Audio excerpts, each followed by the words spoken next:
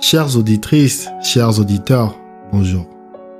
Bienvenue dans ce nouvel épisode de Causa Sui, le podcast où nous parlons de la vie, de ses mystères, notre bulle de détente où nous nous autorisons à penser le monde avec toute la modestie nécessaire. Aujourd'hui est un jour particulier car nous venons de passer la frontière de l'année 2024.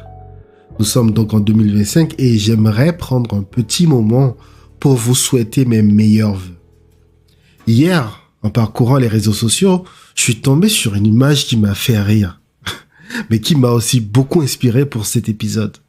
Sur cette image, on voit deux individus, des extraterrestres si l'on s'arrête à leur petite taille, leur énorme tête et leurs yeux en forme de ballon de rugby. Ces deux-là discutent. Le premier demande « Ils célèbrent quoi ces terriens ?» Le second répond « Leur planète a réalisé un tour autour du Soleil. » Puis, l'air blasé, il continue.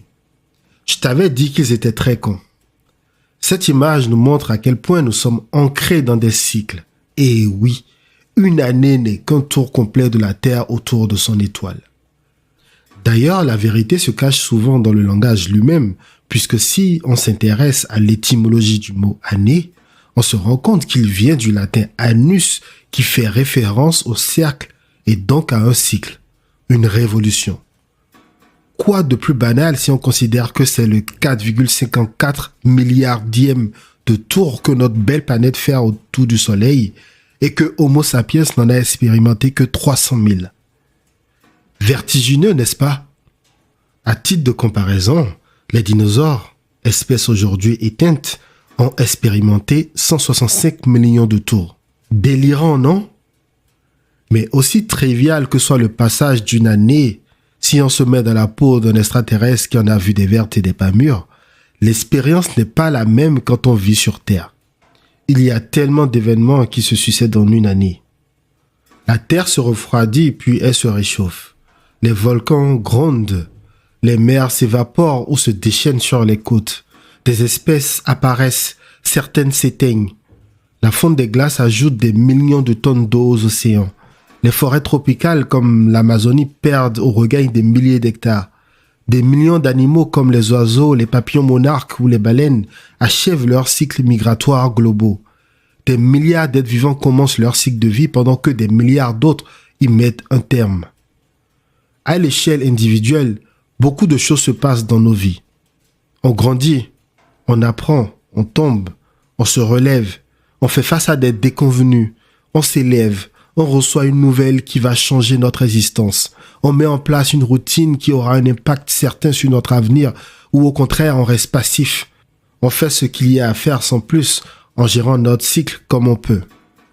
Rien d'étonnant donc de célébrer ce tour complet de notre planète dans la joie et l'allégresse car cette course effrénée est la musique qui fait danser notre monde. Nous célébrons nos réussites mais aussi l'opportunité de laisser derrière nous un cycle qui a pu être défavorable et inconsciemment, nous félicitons notre planète qui, en fait, est notre vaisseau dans l'univers, d'avoir, une fois de plus, réussi à faire un tour complet autour de notre astre de lumière, notre source de vie.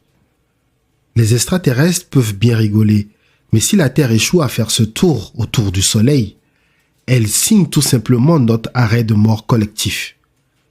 Il s'agit donc d'un voyage hautement important pour la Terre et ses habitants. Nous sommes donc en droit de le célébrer, de marquer ce moment et de le partager avec nos proches, de montrer de la gratitude à ce système qui existe depuis des milliards d'années, qui est à l'origine de notre existence et qui assure notre survie. Nous les humains avons pris l'habitude de formuler des vœux à cette occasion, d'espérer pour nos proches un nouveau tour du soleil beaucoup plus radieux, plus joyeux et plein de bonheur et de succès. Ce que je vous souhaite, à vous, chers auditeurs et auditrices, pour ce cycle, n'est pas différent. Mais je vais aller un peu plus loin en vous souhaitant plus de présence dans vos vies, car voyez-vous, il y a deux types d'êtres vivants sur cette planète. Ceux qui sont conscients des cycles qui les déterminent et les surfent comme des vagues, et ceux qui les subissent. Faites tout ce qui est en votre pouvoir pour vous extirper de ce dernier groupe. Ne soyez pas passifs dans vos vies, mais actifs. La récompense de ce changement de paradigme est ce que Spinoza appelle la béatitude. Une joie sans commune mesure. Une joie qu'aucune fortune sur cette terre ne peut vous procurer.